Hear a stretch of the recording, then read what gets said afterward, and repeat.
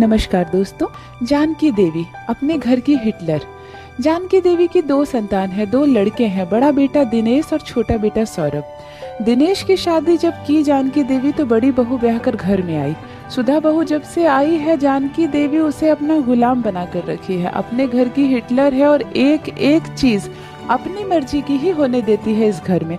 जानकी देवी के पति की भी हिम्मत नहीं है कि अपनी पत्नी के खिलाफ कुछ बोल सके और दोनों बेटे तो जैसे थर थर कांपते हैं अपनी मम्मी से। बहू की भी हिम्मत नहीं है, उनके मुंह में भी एक जबान नहीं है। घर में दो पोते पोतियां हैं, बड़ा बेटा 6 साल का है और छोटी बेटी 3 साल की है। पर दोनों के लिए अगर एक खिलौना भी घर में खरीदना है तो पहले उनकी दादी से पूछना पड़ता है। जानकी देवी का यही कहना है कि मेरे घर में एक पत्ता भी हिलेगा तो मेरी मर्जी से। सुधा बहू को कब चूड़ियां चाहिए, कब साड़ी चाहिए, उसे कब क्या जरूरत की चीज चाहिए वो अपने पति दिनेश से तो कहती ही है, पर पहले माँ जी से पूछती है कि माँ जी मैं ये ले लूं। माँ जी अगर हाँ कहती है तभी उसके पति दिनेश को हिम्मत है कि अपने पत्नी को लाकर कुछ दे, वरना अगर जानकी देवी की मर्जी के खिलाफ घर में कोई कुछ खरीद लेता है या ले आता है तब तो उस सामान की भी खैर नहीं है और लाने वाले इंसान की भी खैर नहीं। छोटे बेटे को पसंद है सीमा। छोटे बेटे जब से कॉलेज में पढ़ रहा है तब से सीमा उसकी दोस्त है, उसकी गर्लफ्रेंड है और उसका सच्चा प्यार है। लेकिन सौरभ में ये हिम्मत नहीं है कि अपनी मम्मी से कह सके कि उसे कोई लड़की पसंद है, और फिर कहे भी तो कैसे, घर में शादी ब्याह की तो कोई बात चला ही नहीं रहा है। छोटे बेटे की शादी की किसी ने सोची भी नहीं है। बड़ी भाभी को आए तो 8 साल बीत गया है, अब तो सौरभ की शादी को सोचना चाहिए। कभी कभी पिताजी कहते हैं मेरी 2 बहुएं आएंगी, बड़ा अच्छा लगेगा, घर में और अच्छा रौनक रहेगा। छोटा बेटा सुनकर बहुत खुश होता है, चलो बाबूजी को मेरी शादी की तो याद है, लेकिन माँ को तो याद भी नहीं है कि उनका एक बेटा कुंवारा है। बातों बातों में सौरभ अक्सर कहा करता है, माँ मैं बीमार पड़ जाता हूँ, तुम्हें मेरी सेवा करनी पड़ती है, तुम्हें बहुत परेशानी होती होगी ना, ताकि माँ जी ये कहे कि हाँ बेटा अब तुम भी शादी कर लो। लेकिन माँ कहती है अरे नहीं, परेशानी कैसे, तो मेरा लाल है, तो मेरा हीरा है, तुम्हारी सेवा करने से मुझे सुख ही मिलता है, दुख नहीं मिलता। पर कभी उसकी शादी की बात नहीं करते। लास्ट में हिम्मत कर कर सौरभ ने अपने बड़े भैया को कह दिया कि भैया मुझे एक लड़की पसंद है और फिर अगर मैंने शादी के लिए पहल नहीं की तो उसकी शादी कहीं और हो जाएगी। मैं शादी करूंगा तो सिर्फ सीमा से ही करूंगा, तुम कुछ करो ना। बड़े भाई कहते हैं अरे बच्चू सब तो ठीक है, तुमने मुझे भी कह दिया, बाबूजी से भी कह लेंगे, लेकिन माँ को कौन समझाएगा, तुम्हें माँ का डर नहीं है क्या, ये प्यार मोहब्बत कहाँ से आ गया हमारे घर में। भाई कहता है भैया अब तुम ही संभालो, मेरे मन में जो भी था मैंने तुमसे कह दिया। दिनेश भैया कहते हैं अच्छा ठीक है, फिर मैं कुछ करता हूँ। बातों बातों में दिनेश भैया अपनी मम्मी से बात छेड़ते हैं जानकी देवी से कि माँ तुम्हें नहीं लगता अब हमें छोटे भाई की शादी कर देनी चाहिए। सौरभ अकेला रहता है, अब तो उसकी पढ़ाई भी कंप्लीट हो गई है और देखो कितनी अच्छी नौकरी पकड़ लिया है, पैसे भी कमाने लगा है। आता है बेचारा ऑफिस से कमरे में चुपचाप अकेला बैठा रहता है, एक दोस्त आ जाएगी, एक पत्नी आ जाएगी तो अपने दिल का हाल कहेगा।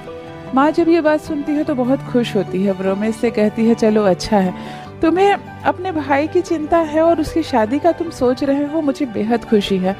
ठीक है तो कोई अच्छी लड़की देखो, मैं भी देखती हूँ, लड़की ऊंचे खानदान की और मेरी पसंद की होनी चाहिए, फाइनल डिसीजन मैं ही लूंगी।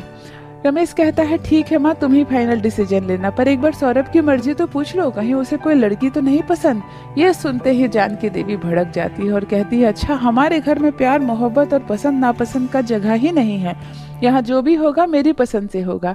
तब जाकर रमेश भैया हिम्मत करके बोल ही देते हैं कि माँ सौरभ की कोई दोस्त है सीमा, सीमा और सौरभ एक दूसरे को पसंद भी करते हैं और शादी करने की भी इच्छा रखते हैं, तुम एक बार सीमा पर ध्यान दो ना। जानकी देवी ये सुनकर हैरान रह जाती है कि मेरे बेटे को इतनी हिम्मत कैसे हो गई कि वो अपने लिए एक लड़की पसंद कर लिया। इस घर में अपने लिए एक टी-शर्ट पसंद करने की भी इजाजत नहीं है, वो भी करूंगी तो मैं करूंगी, ये लड़की का मामला कहाँ से आ गया। सौरभ को बुलाया जाता है, सौरभ थर थर कांपते कांपते अपनी मम्मी के सामने आता है और कहता है हाँ मम्मी बोलो। माँ कहती है क्या सुन रही हूँ मैं, कोई लड़की पसंद किया है तुमने, अगर पसंद ही किया है तो फिर मुझसे पूछने की क्या जरूरत है, ले आओ उसे हमारे घर में। सौरभ कहता है नहीं मम्मी ऐसी बात नहीं है, मैं शादी कर कर उसे इस घर में लाना चाहता हूँ, जैसे बड़ी भाभी आई है, प्लीज आप एक बार ध्यान दो ना, कोई लड़की से तो मेरी शादी करोगी ही तो क्यों ना मेरी पसंद से, तुम एक बार सीमा को देख लो, तुम खुश हो जाओगी। जानकी देवी कहती है ठीक है, लेकिन अगर मेरी पसंद के लायक वो लड़की नहीं निकली तो किसी भी कीमत पर यह शादी नहीं होगी। सौरभ कहता है ये सब में निश्चिंत रहो, सीमा ऐसी है कि तुम देखते ही पसंद कर लोगे। सीमा के घर वालों का बारे में बताता है सौरभ। सीमा के घर वाले अच्छे खानदानी लोग हैं और मध्यम वर्गीय परिवार है, लेकिन समृद्ध परिवार है। सीमा के घर जाती हैं जानकी देवी, उनके पिता, बड़े भैया, भाभी, दोनों बच्चे। सिर्फ सौरभ को नहीं ले जाया जाता है। सौरभ कितनी बार कहता है कि माँ मैं भी चलूंगा, पर माँ कहती है नहीं, हमारे यहाँ लड़का नहीं जाता है लड़की को लड़की देखने, और तुम तो न जाने हजारों बार मिल चुके हो सीमा से, फिर हमारे साथ क्यों जाना चाहते हो, हमें पहले अकेले जाने दो।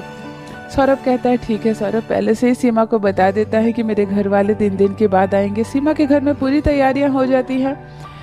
जब सौरभ के मम्मी पापा, बड़े भैया, भाभी, दोनों बच्चे पहुंचते हैं तो सीमा के घर वाले बहुत ही मान आदर के साथ उनका सत्कार करते हैं, उन्हें अंदर लेके जाते हैं।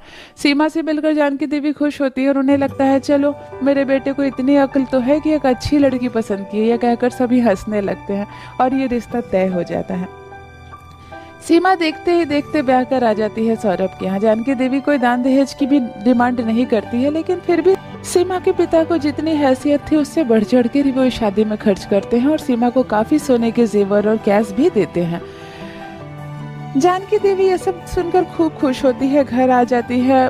बहू को भी आरती उतार कर अंदर ले आती है। बहू से साफ साफ कह देती है कि बहू हमारे घर में तुम्हें पूरी आजादी है, काम करो, अपनी मर्जी के कपड़े पहनो, छत पर जाओ, लेकिन यही एक चीज है कि इस घर में कुछ भी करो बस मुझसे एक बार पूछ लेना। सीमा ने कहा जी माँ जी, मैं कुछ भी करूंगी तो एक बार आपसे जरूर पूछ लूंगी। सीमा सौरभ से पूछती है कि क्या बात है, क्या मामला है। माँ जी ने कहा कि मुझसे एक बार पूछकर ही कुछ करना।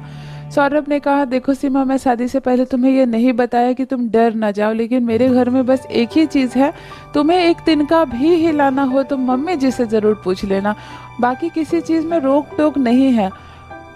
कहीं भी जाओ, कुछ भी खरीदो, कुछ भी खाओ पियो, सब कुछ करो, लेकिन पहले एक बार मेरी मम्मी से पूछ लेना, उन्हें बड़ा अच्छा लगता है। सीमा मुस्कुराती है और कहती है इसमें कोई बड़ी बात नहीं है, बड़ों को अगर हम थोड़ा सा आदर दे ही देते हैं तो इसमें हम छोटे नहीं हो जाते, और अगर माँ जी को यही पसंद है कि हम हर चीज करें तो उनसे एक बार पूछ ले, उन्हें एक बार बता दे तो बिल्कुल ऐसा ही होगा। सीमा बहुत ही जल्दी घर की गृहस्थी में समा जाती है, इस घर के नियम को फॉलो करने लगती है और माँ जी की बन जाती है फेवरेट बहू।